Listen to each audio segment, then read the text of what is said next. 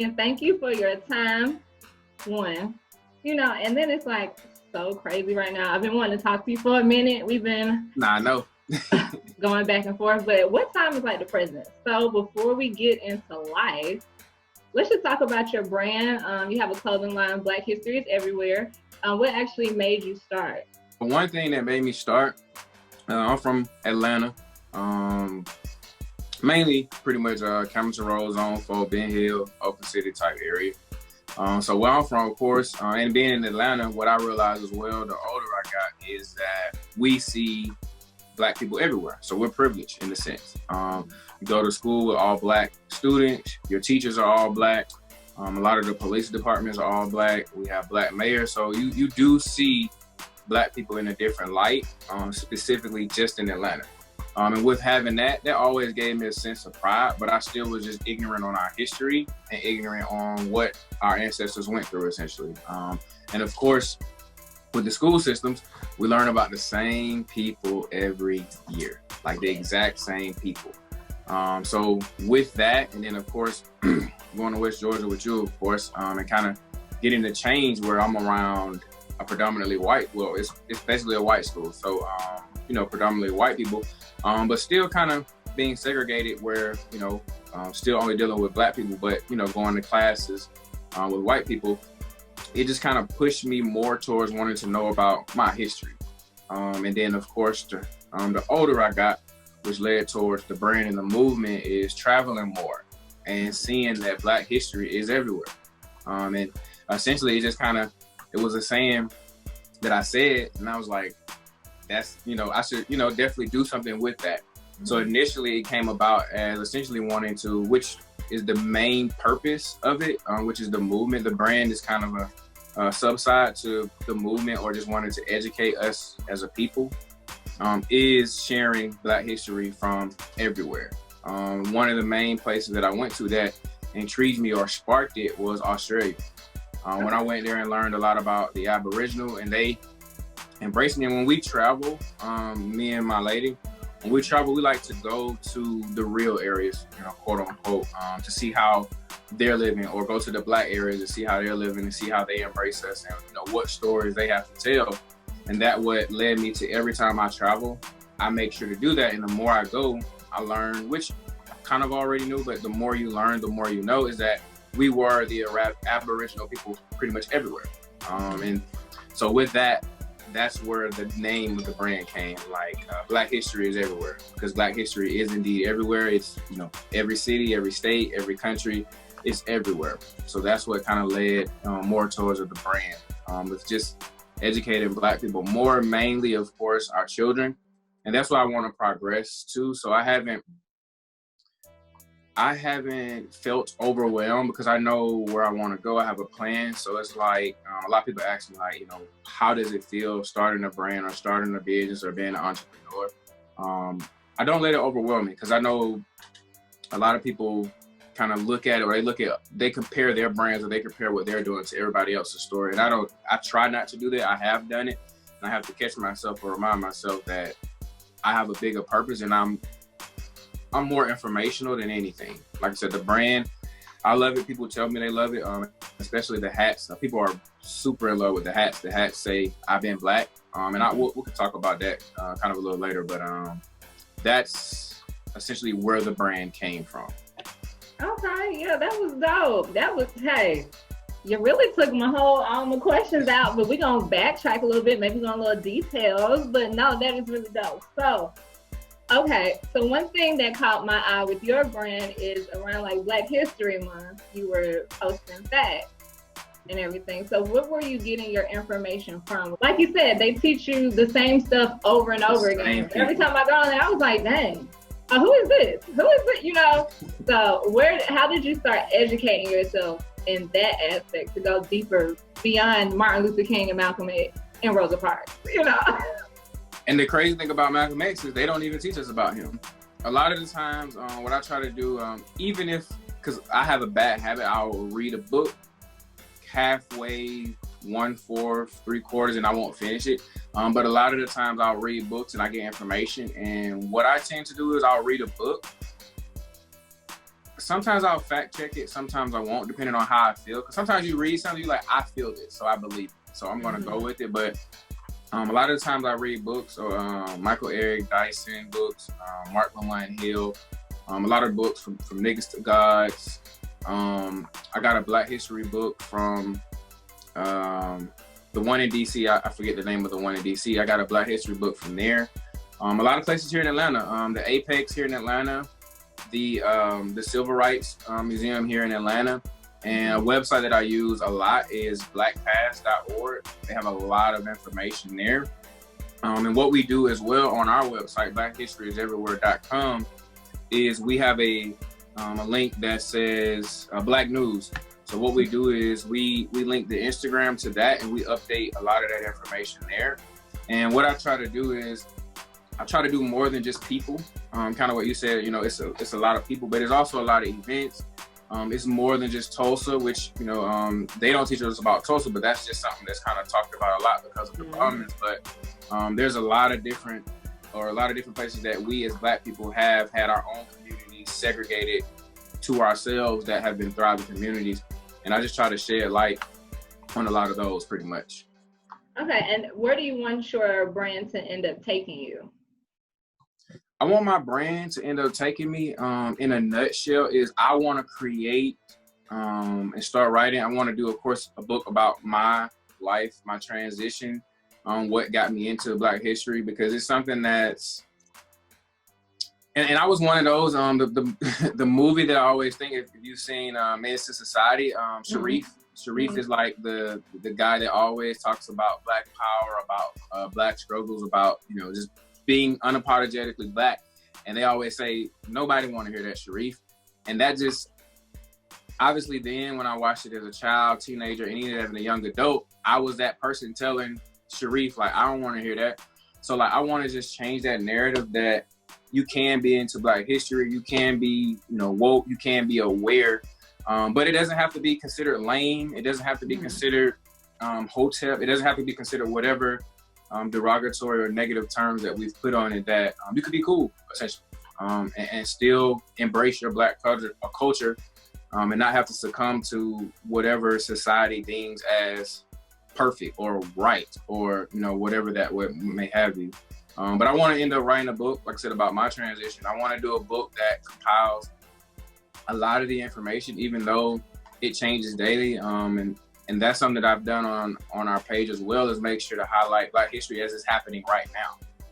And that's one of our mission statements. If everybody goes to the website, they can click on the About and kind of see what the brand and movement is about, because that explains it, that, you know, Black history is happening every day. You're making Black history with what you're doing and informing us on what you inform us on a daily basis, what happens in our community and what happens that outside of our community that still affects us. So I appreciate what you do as well, because like you said, I'll see on your page a lot of good information as well, that, you know, that directly affects us and something that indirectly affects us, which a lot of people lose sight of, that it's so many things that indirectly affect us that we don't think about.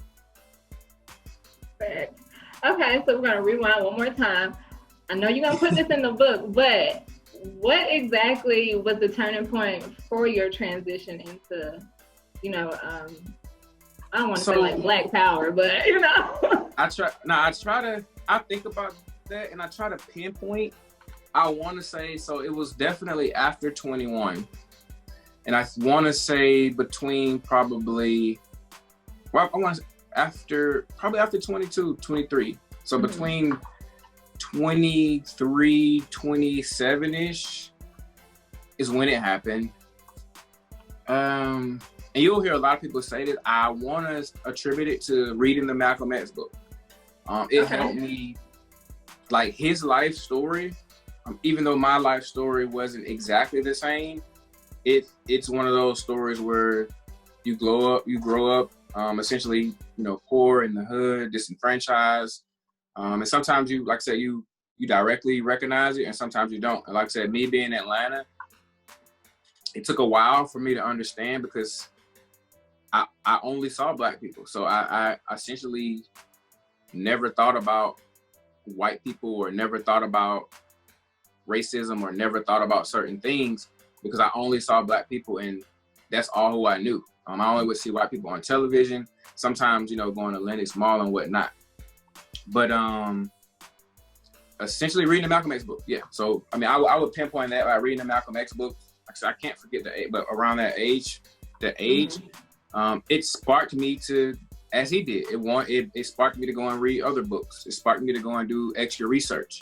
And then I found out about a Black History class here in Atlanta, in the West End. And that kind of intrigued me and pushed me forward with wanting to further do my own independent research, which is something I already love to do. So it was kind of just icing on the cake to kind of be passionate about learning something about myself. And I think it's one of those things where, for me, and when I speak, I only speak for me or people around me in my circle, of where the self-pride and just kind of feeling proud to be Black, it's a different feeling when you know information about your ancestors, about your past, where you come from. And I'll share this as well, kind of on my page, and like I said in my book, is I've been doing my own independent research on my family street history. I don't know my dad at all, so that's kind of been not a struggle, because out of sight, out of mind type of ordeal. So like I've never had to think about a dad, so I never cared. So I've been doing everything kind of on my maternal side, and that's been interesting to find out. One of my, I forget which one it is, like great uncles, like he was one of the first police officers in Savannah State, and then he was actually one of the founders of Georgia State. The campus police, and he was one of the first GBI, one of the first Black GBI officers as well.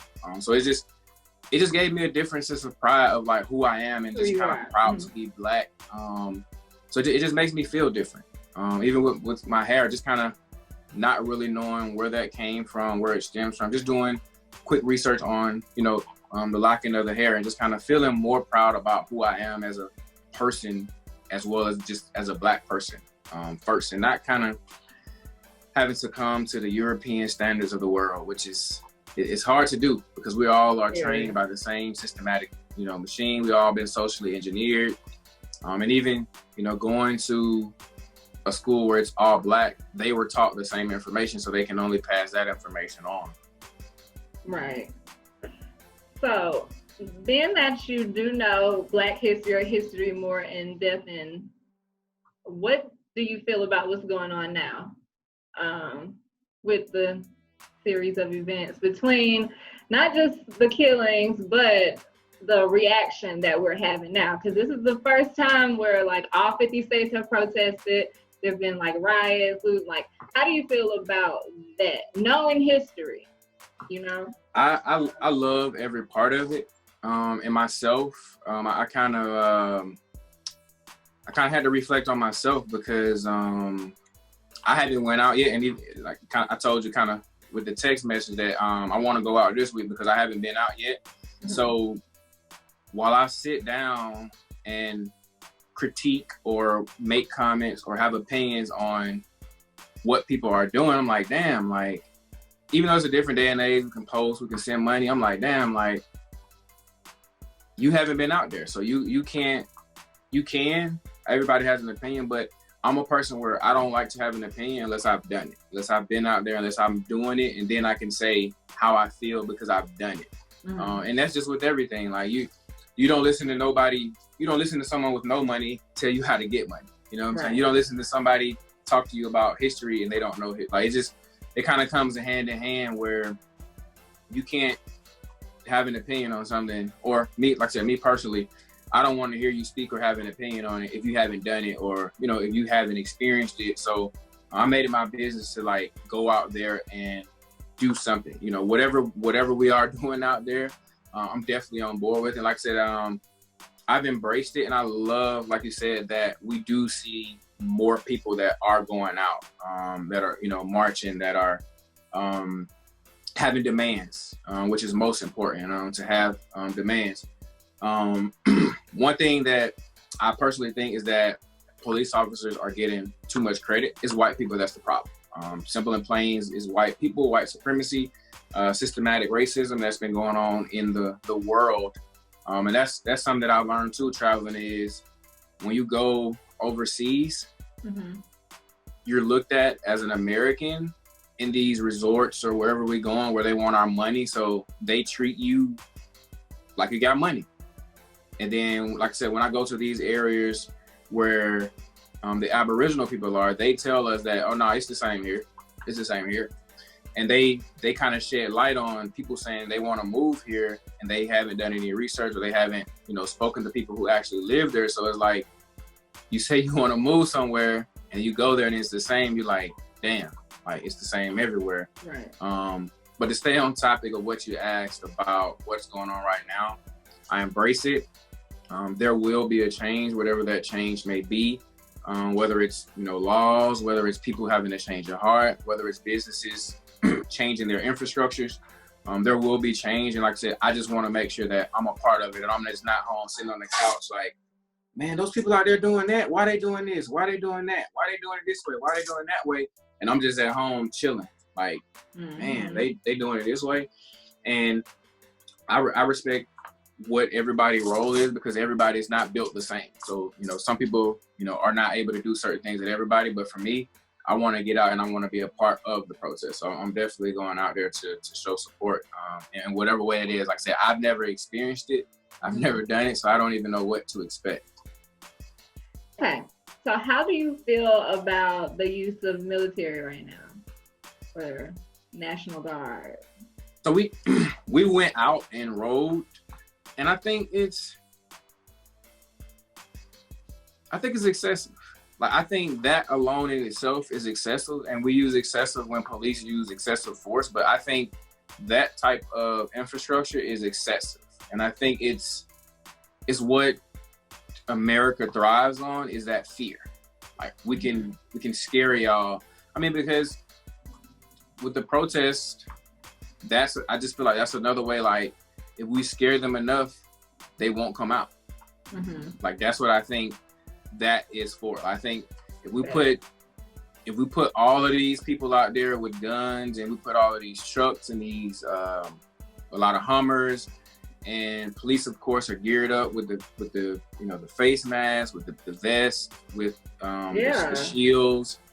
I personally think it's a tactic. And the thing about those types of things is, my own personal view or opinion is, they come from so high up that when it gets down to the lower level, they don't think about it on macro terms. They just kind of doing their job. Like, I mean, it's probably the same with my job. Like, it may be some things I do with my job that I don't know it affects someone, but like, it just coming down, it's trickling down from who's ever in charge, and who's ever in charge, they tell this person to do it, they tell this person to do it, they tell this person to do it, you kind of just do it. And right.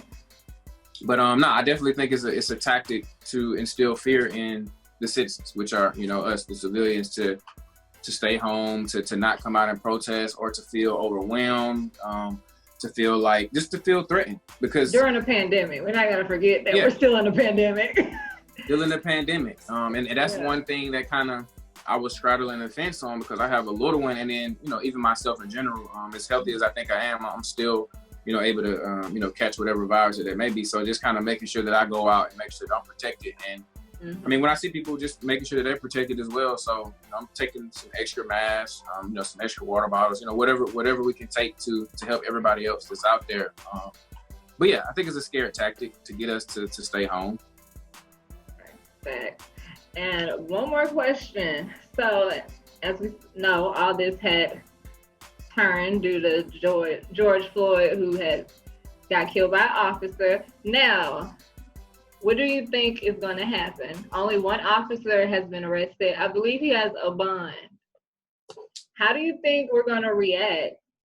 Or like, what do you think the climate's going to be like if they continue to not pursue the people who were involved and not press charges against the person that they have now? Because the state is actually suing the police department.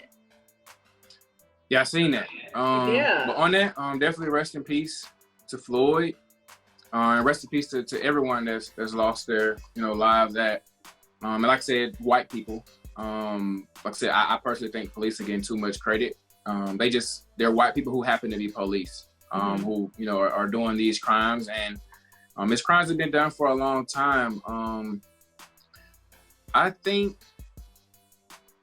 at this point, we as Black people don't care about essentially the outcome. We want the outcome to be what we want it to be, which is justice. But at this point, it's like we're gonna do what we're gonna do either way because he's not the only one. Right. And it's sad to say that he probably won't be the last. So it's one of those things where we will appreciate and we will rejoice if there is something that goes in our favor, but it won't stop us from what we're doing. And I won't even say that it's done that in the past, but what we see now, and I can only speak again from my own personal opinion or my own personal views from what I see, because I don't see everything. Mm-hmm. And a lot of times I think people think that everybody sees the same thing or you think the same way, and that's not the case. So I can only speak from what I've seen and what I've heard is that with the participation that we've gotten, I think that we all will keep pushing forward with doing whatever it takes to make change, with voting, infiltrating the system. And then also while, I personally think that we're seeing way more, Black-owned business than we've ever seen before. So I think that dollar will start to circulate more in the Black communities because that term accountability, we hear a lot now. And that's something that I want to make sure that I do while the brand is still small, as well as when the brand gets bigger, is I don't want to just make money and then all the money goes into my pocket, or I take the money and I go buy. I'm not materialistic anyway, but we holding each other accountable, like, hey, I'm buying from your brand, what are you doing for our community, or are you donating to our community, or are you doing anything with anything? So like that's why I want to make it my business to partner with, and I've been kind of partnering with my cousin. He's he works kind of the head of one of the Boys and Girls Club in Gainesville, Georgia. So I kind of been trying to work hand in hand just with that, just to kind of give back and not just take, but give back. But I think everything will continue to push forward. And I think, like I said, change will happen. We're holding companies accountable right now. We're holding ourselves accountable. We're holding white people accountable. We're holding people who, identify with whatever they identify. We're holding them accountable. So I think a lot of that is going to push forward with change. And like I said, you got a lot of people who are willing to fight now. Like a lot of people who are willing to fight now and not really kind of just relax and chill. And like I said, the more, so my part in it is, for me, learning more about your Black history helps to instill a different type of pride of being Black. So you don't hold your head down when you go somewhere and it's a bunch of white people, or you don't feel uncomfortable when you're somewhere and you got on a shirt like this and people are looking at you, like, oh man, like it's about to be the angry Black guy or the angry Black woman, like they, you know what I'm saying? Because that's kind of the stigma that comes along with having Black pride. It's always, or not for us, but outsiders is seen as a negative, of course. When you say Black power, and I posted a lot on my page, like Black power doesn't mean any hate against anyone. It means, we want to have self-love, because for so long we haven't had that, and that has been passed down generations and generations through the mental. And that's something that I do a lot as well, is I make sure to take care of my mental as well.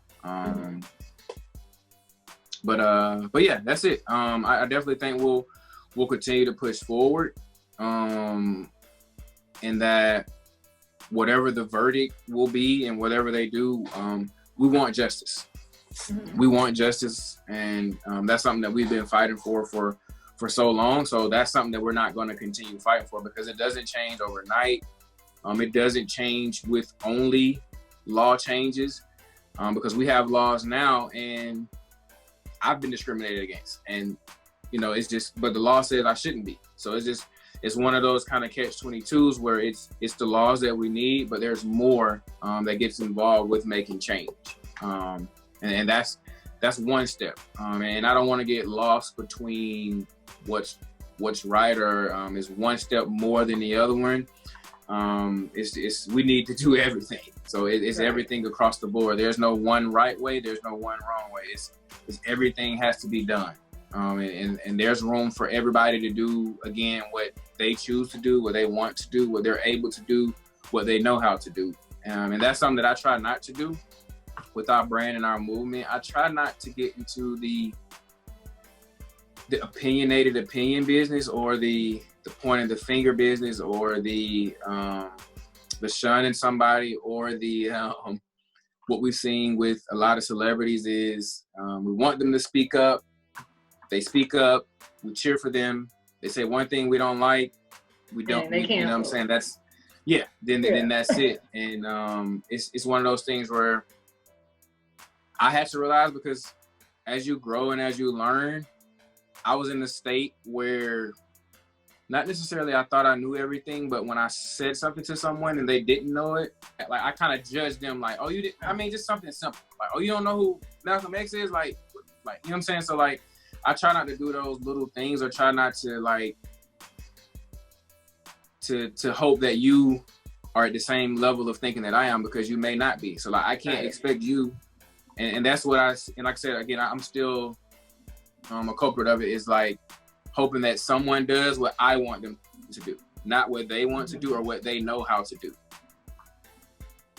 And that's, like I said, with the brand, that's why, like you said, when you go on our page, it's more informational. It's not a like, you know, we'll start to kind of speak on certain topics and try to keep it not necessarily neutral, but not shunning, you know, anyone's other opinion. Kind of just making sure that we just like, we're more informational. Like I said, we don't want to get into which we see now, which is, it's nothing wrong with it, because everybody has their own opinion, but we see kind of a back and forth thing between a lot of people who are, you know, woke or, you know, whatever may have you, or providing information. And even we, like, on the Instagram, on our website, like, we tell people, like, if you see something wrong, if you see something you don't like, if you see something that could be wrong, then, you know, send us a message. Or and then we tell people, when you go to places, and that's the thing that we want to do too, is we want to make sure that when people go somewhere, so if you go to California, if you go to New York, if you go to Minneapolis, if you go somewhere and you see Black history, hashtag it, take a picture of it, you know, share it. And that way, when we go to these places, we can also experience Black history everywhere. So like, you don't go to somewhere and you only go to the tourist place, or you don't, you know, see anything Black, or you think like, man, I went there, they didn't have anything Black there. And then, so that's one of the main things that we want to do too, as a brand. Okay, dope. Well, once again, thank you so much, not only for your time, but for what you're doing. You know, like I said, that's what made me notice it when you kept doing history after February. I was like, oh, we lit. Oh, we about to learn. Okay. So yeah, definitely keep doing what you're doing, because that history and education is very important. Like you said, they don't teach it to us for whitewash reasons, whatever, but have a platform. So make sure you guys check it out. BlackHistoriesEverywhere.com. They can follow you on Instagram. Same thing, right? So we couldn't get the Instagram. Somebody already had Black History is Everywhere, so it's Black History is Everywhere, period. Okay, period. Okay, gotcha. Yeah, okay. Black History is Everywhere, period, is the Instagram. But yeah, the website is BlackHistoriesEverywhere.com. Anybody want to purchase anything, share any information, send us a DM, send us an email. Yeah, anybody watch this video, you can hit us up. We'll have a special discount code for you, just for tuning in, just for watching, just for supporting both of us. So you guys definitely can hit us up, and we'll make sure to take care of you as well. We'll talk after, but I want to send you something as well, just for kind of allowing me to share your platform and get the message out as well. Okay, no problem. But till next time, y'all. Holla.